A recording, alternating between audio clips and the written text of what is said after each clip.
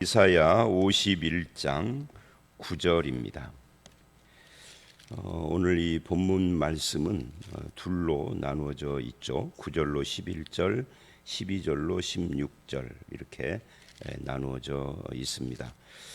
먼저 9절로 11절은 하나님이여 깨소서 하고 하나님께 부르짖는 이스라엘의 기도를 말하고 있고요. 12절로 16절은 참된 위로의 원천은 하나님뿐이시다 하는 것을 표현하고 있는 그런 내용입니다. 우리가 어제 종의 노래 세 번째 이야기를 봤는데 그 종의 노래를 보고 참된 위로자이신 하나님 이야기를 하면서 근본을 생각하라, 하나님의 공의와 정의를 생각하라 라고 말씀을 했어요. 어쩌면 오늘 말씀은 그것에 대한 응답으로서 이제 하나님께 기도하는 그런 내용이라고 말할 수 있습니다. 우선 9절을 보니까 하나님의 여호와의 팔이여라고 그래요. 이거를 하나님께서 정말 팔이 있다. 성경에 보면은 여호와의 눈동자, 불꽃 같은 눈동자로 감찰하시고, 그래서 하나님이 눈이 있으시다 이렇게 생각하시면 안 돼요. 하나님은 영이십니다. 우리가 그 성화 그림 같은 데 보면 하나님의 모습 비슷하게 이렇게 그려놓기도 하고, 예수님이야 육체로 오셨으니까 육체가 있지만 그렇게 하는 것은 사실은 그런 상상으로 그렇게 하고 추상으로 그렇게 할 수는 있지만, 성경이 이 팔, 눈, 무슨 그런 육체의 하나님의 어떤 것을 묘사하는 것은 실제로 하나님이 눈이나 팔이 있다는 것이 아닙니다. 영이시기 때문에 하나님의 무엇인가, 하나님의 속성을 말을 하기 위해서 눈을 이야기하고 팔을 이야기하고 입을 이야기하는 거예요. 여러분, 눈을 이야기할 때는 하나님의 뭘 말하려고 할까요? 하나님의 속성 중에 세상을 감찰하시는 그런 걸 말을 하는 거죠. 입을 말할 때는 이제 말씀과 관계가 되겠죠. 팔을 말할 때는요, 능력과 관계가 되는 거죠. 하나님이 여호와의 팔이여라는 말은 실제로 우리 같은 팔이 있다는 건 아니에요. 그래서 하나님은 형상이 없으시고, 그래서 형상을 만들면 안 되죠. 십계명을 위반하는 죄죠. 그것이 예술가들이 그림을 그리고 하는 것이야. 그런 중세 시대나 이런 때는 그것도 금하기도 하고 그랬는데, 그것까지는 그래도 실제로 이게 하나님이다 이렇게 말을 하면 안 되겠죠. 여호와의 능력을 이야기를 합니다. 능력이 깨라, 깨어나라, 이 말은 그 능력을 가지고 무엇인가를 하시기를 바라는 거죠. 그래서 그 다음에 깨소서, 능력을 베푸소서 이러는 겁니다. 히브리어 어법에 대해서 자주 이야기를 했었잖아요. 시편이나 잠언이나 이런 곳에 이게 자주 등장을 하는데, 여기서도 마찬가지. 히브리어 어법은 앞에 어떤 단어를 같은 의미로 말할 때 똑같은 단어를 안 써요.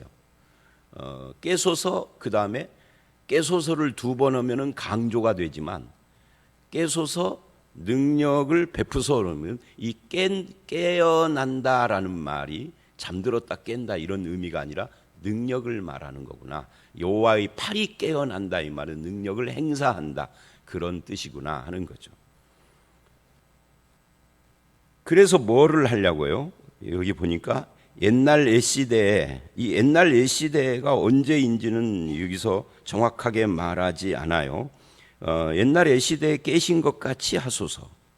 과거에 역사하신 것처럼 지금도 역사해 달라 이런 뜻이죠. 그러면서 이제 좀 이해하기 어려운 말씀이 나옵니다. 라합을 점이시고, 점이신다는 말은 설명 안 해도 다 아시니까 점인다. 근데 라합이라고 그랬어요. 라합이 기생라합 그런 생각이 퍼뜩 듭니다. 기생라합이 왜 여기에 나오죠? 근데 여기서 말하는 이 라합은 기생라합을 말하는 건 아닙니다. 이 라합은 결론적으로 말하면 애굽을 상징하는데, 이 라합이라는 이 용어의 의미는 태고적부터 있었던 바닷속 괴물이라고 하는 그 뭐라 그럴까요? 우리가 용 하면은 용은 실제로는 없는 거잖아요. 상상의 동물인 거죠. 그런 것처럼 이스라엘이나 이런 중동 지방 사람들이 태고적부터 바다에 괴물이 있는데 그게 라합이다. 이렇게 생각을 한 거예요. 근데 실제로 성경의 저자도 그런 라합이 바닷속에 괴물이 있다라고 믿은 건 아니에요. 그래서 이 라합을 애굽을 상징하는 걸로 사용을 하는 거죠. 그 다음에 용을 찌르신 이가 이게 탄닌이라는 히브리어인데 이것도 우리가 말하는 동양 사람들이 그 말하는 용 하면은 머릿속에 우리가 딱 그려지잖아요. 하도 그림을 많이 봐서. 그 뭐 그림 그린 사람들이 실제로 용을 보고 그린 건 아니에요. 상상이죠. 옛날서부터 상상도로. 그런 용을 말하는 게 아니라 여기서는 괴물입니다. 그러니까 번역하는 사람들이 용이라고 했을 뿐이지 괴물이에요. 그러니까 라합도 괴물, 용도 지금 괴물입니다. 바닷속에 이 라합 용을 찌르신 이가 어찌 주가 아니시며 그래요.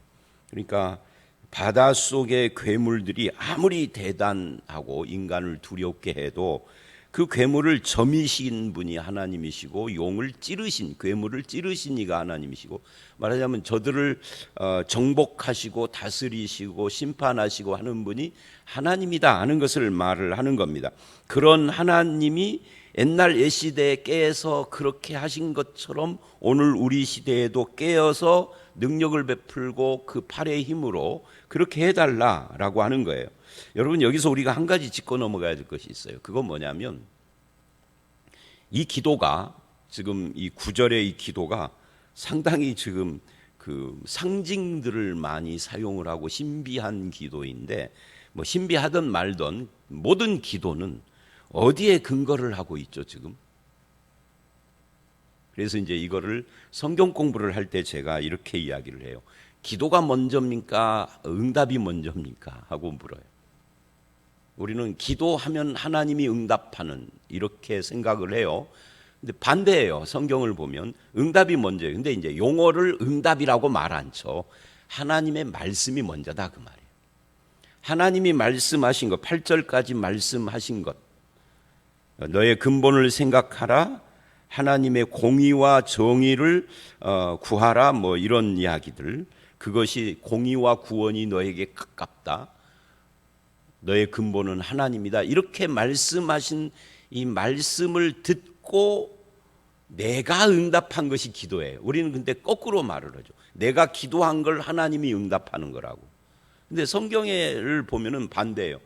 이제 야고보서의 5장에 나오는 엘리야의 예를 열왕기에서 보면은 엘리야의 기도도 마찬가지. 엘리야가 기도를 얼마나 세게 했는지 하늘에서 불이 내려왔다. 그럼 여러분 우리가 엘리야는 한 사람인데 바알의 선지자처럼 몇백 명, 몇천 명이 모여서 한꺼번에 주여를 삼창 부르고 뜨겁게 기도를 하면은 지금도 불이 쏟아지나요? 그런 건 아니에요. 기도를 뜨겁게 하면은 불이 떨어지고 아니면 물이 뭐 비가 오고 뭐 비가 그치기도 하고 그러는 거 아닙니다. 기도는 그런 능력이 없어요. 엘리야의 이야기를 열왕기 상에 가서 직접 읽어보셔요. 하나님께서 비 주겠다 하셔서 기도한 거예요. 기도하는 참에 바알 선지자를 무찌르기 위해서 하늘에서 불이 내려오기도 하고 하나님이 응답하신 거예요. 그렇게. 근데 기도가 먼저가 아니었다는 거예요. 하나님이 엘리야에게 기도하라 그랬어요. 그래서 기도한 거예요. 기도하라는 말씀의 응답으로 기도했더니 하나님께서 그렇게 응답하신 거죠. 그러니까 출발이 하나님인 거지 인간이 아니다 그 말이에요. 하나님이 나에게 말씀 안 했으면 기도하지 말아라 이 말은 아닙니다. 그런 건 아닌데 구조가 그렇다는 거예요. 그러니까 이 본문도 마찬가지예요. 그런 하나님이 참된 위로를 말하기 위해서 근본을 생각하라. 공의가 가깝고 구원이 너에게 주어졌은즉 이렇게 이야기를 하자. 그러니 그렇다면 여호와의 팔 깨서 능력을 베풀어 옛날에 하신 것처럼 그 라합을 점이고 용을 찌르신 그 하나님이 능력을 베풀어 주십시오라고 기도한 거예요. 그러면서 10절 바다를 넓고 깊은 물을 말리시고 이렇게 이야기를 합니다. 여기서 바다를 말리셨다 하는 것은 이 바다가 홍해바다 같은 또는 지중해 같은 그런 바다일 수 있지만 여기서는 이 원문이 얌이라고 하는 히브리어인데 얌이라는 신이에요. 그러니까 사람들이 믿는 뭐 바다 신 같은, 우리로 말하면 용왕 같은, 뭐 있지도 않는 가공의 신이지만 이 얌이라는 신이 실제로 있는 거 아닙니다. 사람들이 그렇게 믿는 거죠. 그런 신들조차도 하나님 앞에서는 아무것도 아니다. 그럼 하나님께서 훅 불면은 홍해도 갈라지는데 이 바다신 얌도 그냥 하나님이 말리면 말라버리는 거죠. 아무리 깊은 물이라도 하나님이 말려라 그러면 말라버리는 그런 전능하신 하나님이시다 라고 기도자가 지금 말하는 거예요. 말리시고 바다 깊은 곳에 길을 내주어 홍해를 가르듯이 구속받은 자들을 건너게 하신 이가 어찌 주가 아니시겠습니까? 지금 이 애굽에서 탈출하는 이 출애굽 이야기하고 관련이 깊죠. 지금 9절 10절이 다 그렇습니다. 그래서 하나님의 능력이 얼마나 큰가 하는 것을 지금 말하고 있는 겁니다. 그렇다면 하나님이 없는 것 같은 현실을 살아가는 이스라엘 백성들, 그게 좀 포로되어 있는 거잖아요. 근데 이스라엘만 그러나요? 우리도 때로 인생을 살다 보면 어떤 때는 편안한 인생을 살지만 때로는 하나님이 안 계신 것 같은 인생이 나에게 닥쳐온단 말이죠. 그럴 때에도 하나님을 믿는 사람은 바로 이런 9절 10절이 말하는 이런 하나님이 나를 위하여 깨어서 능력으로 무엇인가를 해 주시기를 구하는 거, 그건 당연한 거죠. 그 믿는 사람들이 그렇게 하는 거죠. 말씀을 읽다가 기도의 제목을 얻는 것이죠. 이렇게. 그래서 이 하나님이 안 계신다라고 생각을 해서 또는 계셔도 나를 안 도와준다라고 생각을 해서 부르짖는 그런 백성들을 향해서 하나님이 응답해 주시는 겁니다. 하나님의 능력과 하나님의 역사를 바라보는 그런 신앙이 우리에게 필요한 거죠. 두려움에 떨며 하나님을 바라보지 못하는 그런 신앙이 아니라 11절 여호와께 구속받은 자들이 돌아와, 그러니까 구속받은 자들을 건너게 하신 이가 주님이다라고 10절에 말한 다음에 그렇게 구속받은 자들이 돌아와. 구속받았다는 것이 오늘 신약에서는 값주고 사신 우리들을 이야기하는 거죠. 근데 구약에서는 이스라엘 지금 이야기를 하는 겁니다. 그래서 돌아와 노래하며 시온으로 돌아오니 영원한 기쁨이 그들 머리 위에 있고 슬픔과 탄식이 달아납니다. 하나님의 역사와 능력을 믿고 기도하는 사람은 슬픔과 탄식이 사라지고 하나님을 찬양하게 되어지는 그런 분이라는 거죠. 여러분 한번 이제 여기까지 첫 번째 문단이 끝났는데 한번 이렇게 생각을 해보십시다. 라합이나 용이나 또는 바다의 신 무슨 얌 같은 그런 것들을, 또 그런 것들을 의지하는 그런 사람들에게는 여호와가 두려움의 대상이겠죠. 더 쉽게 말하면 애굽의 왕 바로나 애굽의 군인들, 홍해에서 수장당한 이런 사람들에게는 여호와가 두려움의 대상이에요. 사람이 누군가를 두려워하면은 그러면 멀리 하든지 아니면은 그 존재를 부정하든지 아니면 그 앞에 엎드리든지 그래요. 그런데 우리의 입장에서는, 구속받은 자들의 입장에서는 하나님은 두려움의 대상이 아니라 나를 위하여 그 능력을 행하시는 분이에요. 멀리 할 것도 없고 부정할 것도 없고 그 앞에 엎드려져서 벌벌 떨 것도 없고 찬양하고 기뻐하고 노래하고 감사한다. 이렇게 이 본문을 이해를 하면 될 것입니다. 그러니까 우리의 모습이라는 거죠. 문제는 이제 우리가 구속받은 자들인가가 확실해야 돼요. 구속받은 자가 아니다라고 하면은 그렇게 할 자격이 없어요. 구속받은 자만 그게 가능한 겁니다. 그 다음에 12절서부터 16절 여기는 아까도 말씀드린 것처럼 두 번째 문단 참된 위로의 원천은 하나님뿐이다 라는 것을 이야기를 하면서 12, 13절은 이 학대자의 분노 그리고 너희를 위로하는 자가 대조가 됩니다. 학대자의 분노와 나를 위로하는 자가 맞서고 있는 지금 상황인 겁니다. 이스라엘은 눈에 안 보이는 하나님을 잊어버리고 눈에 보이는 학대자, 이 눈에 보이는 학대자가 누구예요? 11절까지는 애굽이었는데 12절서부터는 이제 현실로 돌아와서 과거를 가지고 말하는 것이 아니라 지금 내 눈앞에 바벨론이죠. 학대자라고 그러는 거예요. 눈에 안 보이는 하나님과 눈에 보이는 학대자 바벨론, 이 둘 가운데 이스라엘 그리고 우리 같은 구속받은 자들은 어디를 바라볼 것인가 하는 것을 이 본문은 우리에게 도전하고 있습니다. 너희를 위로하는 자는 나 곧 나이니라. 너는 어떤 자에게 죽을 사람을 두려워하느냐? 풀같이 될 사람의 아들을 두려워하느냐? 죽을 사람, 풀같이 될 사람. 풀같이 될 사람은 뭐예요? 풀은 막 무성하게 올라오는 것 같지만 가을이 되면은 다 말라버리고 겨울이 되면은 없어져 버리는 것처럼, 또는 뭐 풀 위에 이슬 같은 것은 계절까지 갈 곳도 없이 아침에 이슬 맺혔다가 해 뜨면 없어지는 것처럼 그런 존재들이라는 게 누가? 바벨론이. 바벨론의 왕과 고관들과 너희를 학대하는 자들이 죽을 사람들이고 풀 같은 놈들일 뿐이다. 나무도 아니에요. 풀이에요, 풀. 그런데 우리가 보기에는 굉장히 두려운 존재처럼 보인다. 그런데 나는 누구냐? 너를 학대하는 자가 아니라 위로하는 자다. 자, 이 12절 말씀, 13절로 이제 계속 이어져 가야 하지만, 여러분이 믿는 하나님은 어떤 분이신가에 대해서 가끔 보면은 믿는 사람들도, 교회를 제법 오래 다닌 사람들도 마치 하나님을 나를 학대하는 분처럼 느끼고 여기는 분들이 있어요. 안 믿자니 두렵고 믿자니 늘 신앙생활이 학대받는 것 같아. 학대 종류는 여러 가지지만 지금 여기서 말하는 학대는 이스라엘, 바벨론의 군사적, 정치적 그런 압박과 괴롭힘과 뭐 육체적인 것들이지만, 이제 제가 지금 우리들 가운데 마치 하나님을 그렇게 믿는 사람들은 육체적인 것보다는 정신적인 부분이 많아. 하나님으로부터 위로를 받는 게 아니라 괴롭힘을 당하는 것 같아. 신의 괴로움, 이런 걸 생각하는 분들이 많아.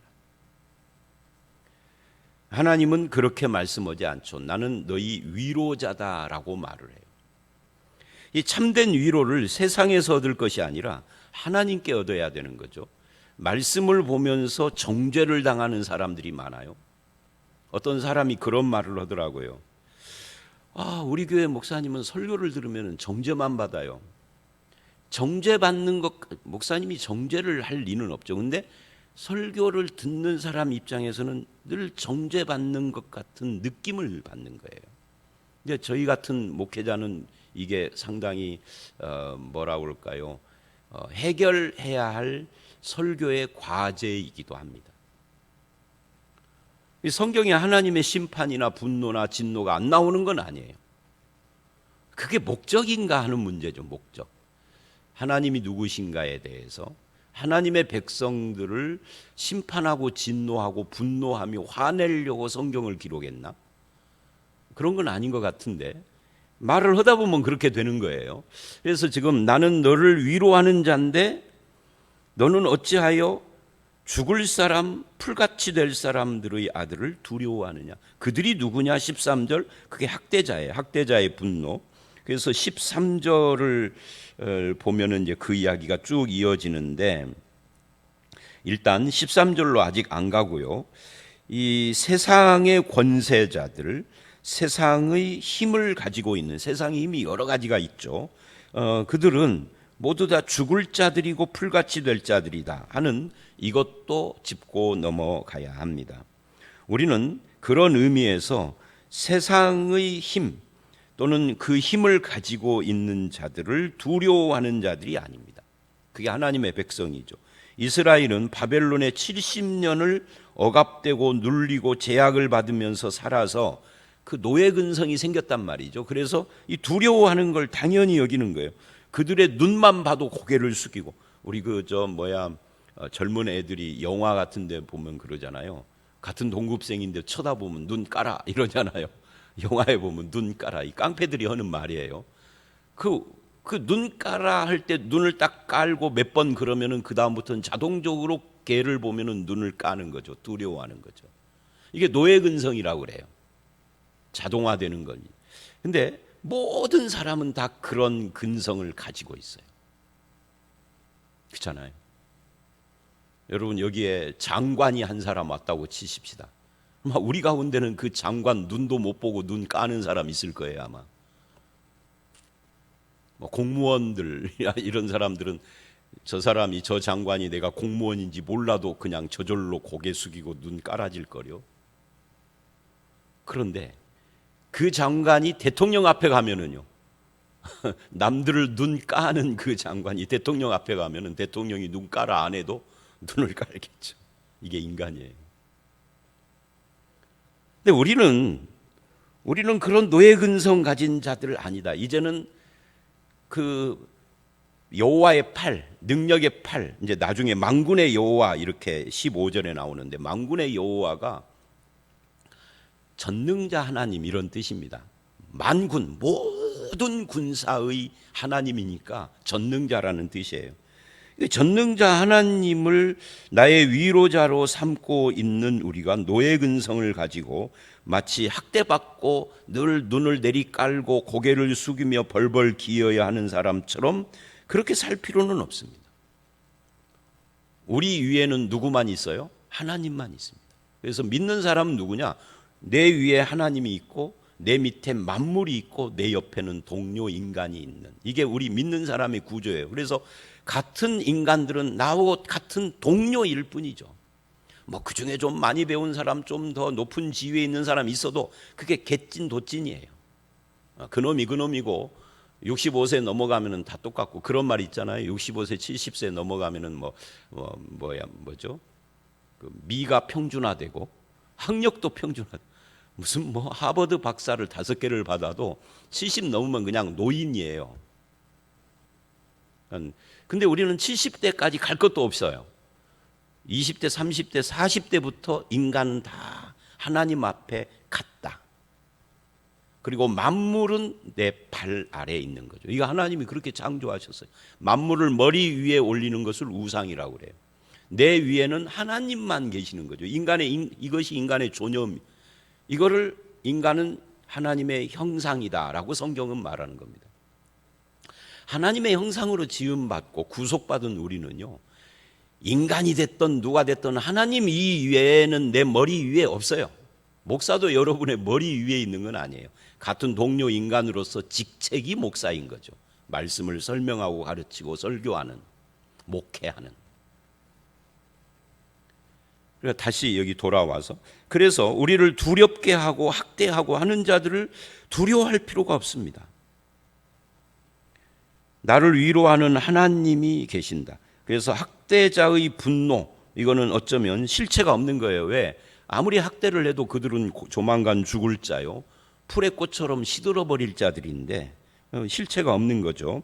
물론 고통스럽지 않다 그 말은 아니에요.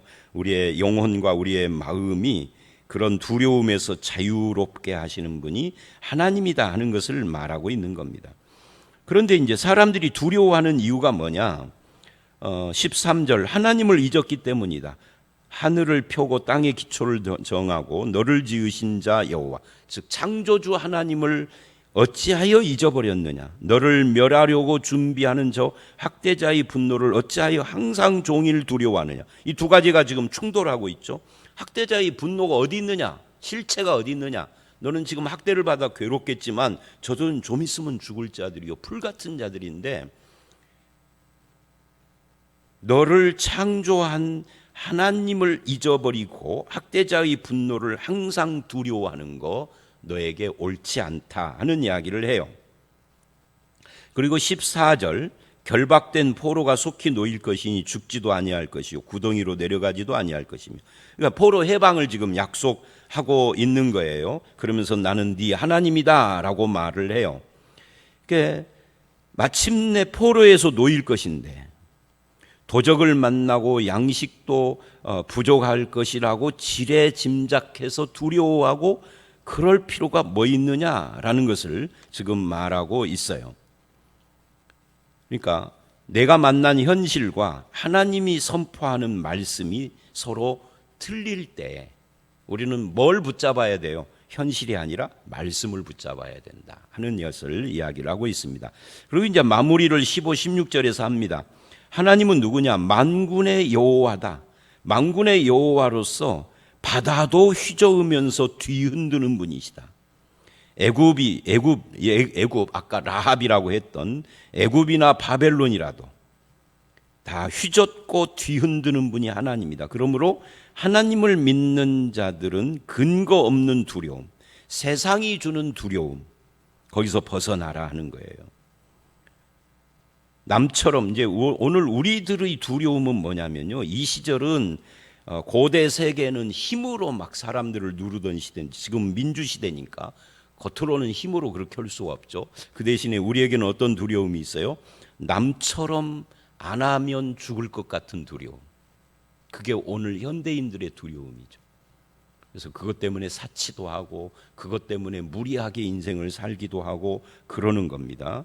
근데 그런 두려움은 실체가 없는 거다. 조만간 죽을 인생들. 제가 이 유행, 사람들이 안 따라가면은 내 인생 끝나버릴 것 같은 유행들을 생각을 한번 해보세요. 제가 이 성경 공부 때 항상 그 이야기를 하는데 깻잎머리, 그 다음에 자존심머리. 말을 못해서 그렇지 그 자존심머리 유행을 할 때 진짜 꼴 보기 싫더라고요. 안 어울려. 여자들 얼굴에 어울리는 사람이 있어요. 딱 특정 연예인 닮은 가름한 얼굴에. 그 가름한 얼굴의 여자들은요 뭘 해도 어울려. 도깨비 머리를 해도 어울려요. 근데요 우리들처럼 퉁퉁한 사람은요 뭘 해도 잘 안 어울려. 그러니까 지 하던 대로 해야 하는데 유행 안 따라가면 도태될 것 같은 두려움. 실체가 없는 거예요. 왜? 몇 년 지나면 없어질 거거든요. 하나님을 위로 삼고 만군의 여호와 전능하신 하나님을 위로 삼고 그런 쓸데없는 두려움 때문에 휩쓸리는 인생 살지 말라고 지금 이야기하는 거예요. 16절 그러나 하나님은 내 말 내 입이 그러니까 여기 16절에 내 말 내 입이라는 말이 참 재미있어요. 내 말을 내 입에 둔다 그랬으니까 내가 뭘 말하려는지 그것도 두려워하지 말아라. 내 손 능력이죠. 하나님의 능력이 내 손 그늘로 보호하신다 그 말이죠. 그러니까 말을 해도 내 말을 네 입에 두고 내 능력이 너를 그늘처럼 보호하여 덮어줄 것이니 그런 말이. 이는 내가 하늘을 펴며 땅의 기초를 아까 나왔던 이야기죠. 창조자예요. 시온에게 이르기를 너는 내 백성이라 말하기 위함이라. 하나님이 우리를 도와주는 이유는 딱 하나예요. 너는 내 백성이기 때문이고 내 백성이라 말하기 위해서다 라고 말을 합니다. 자, 오늘 여기까지입니다. 오늘 말씀은요 다른 건 다 그렇고요 이 한 가지가 분명하죠. 그게 뭐예요? 세상을 두려워하지 말고 전능하신 하나님, 나를 위로하시는 하나님, 나를 창조하신 하나님, 나를 구속하신 하나님을 그 나의 위로와 능력으로 삼아라. 그 하나님이 나는 너의 하나님이라 그랬습니다. 15절 내 말을 네 입에 두겠다 그랬습니다. 내 손 그늘로 덮어주시겠다 그랬습니다. 그 하나님이 나의 창조자의 구속자이심을 감사하고 영광을 돌리며 두려워 떠는 자들이 아니라 영원한 기쁨으로 찬양하는 그런 삶을 살아가며 때로는 우리에게 세상의 두려움이 임해도 하나님을 바라보는 늘 항상 종일 두려워하느냐 13절에 그러잖아요. 어째서 항상 종일 두려워하느냐. 이걸 반대로 해서 늘 항상 종일 하나님의 위로와 능력을 바라보는 삶, 그런 삶을 살아가는 저와 여러분들이 되시기를 주의 이름으로 축원합니다. 함께 기도하겠습니다. 하나님이 깨어나셔서 능력으로 그 출애굽을 하는 이스라엘을 위하여 라합을 점이시고 용을 찌르시고 바다를 말리시는 그런 놀라운 역사를 베푸셨던 것 기억합니다. 이제 현실 속의 이스라엘처럼 우리도 우리의 현실 속에서 나를 창조하시고 구속하시며 전능하시고 만군의 여호와이신 주님이 우리의 위로자이신 것을 깨닫고 두려움에서 벗어나서 기뻐하고 찬양하며 하나님의 능력과 그 은혜의 말씀을 의지하는 그런 백성이 되게 해 주시옵소서. 나는 너의 하나님 여호와며 만군의 여호와라 하시는 주님의 말씀을 늘 항상 마음에 새기며 살아가게 하시며 항상 종일 두려워하는 세상의 그 두려움을 벗어나서 주님과 함께하는 삶을 살도록 인도해 주실 줄 믿사옵고 예수님 이름으로 기도드려 싸움나이다. 아멘.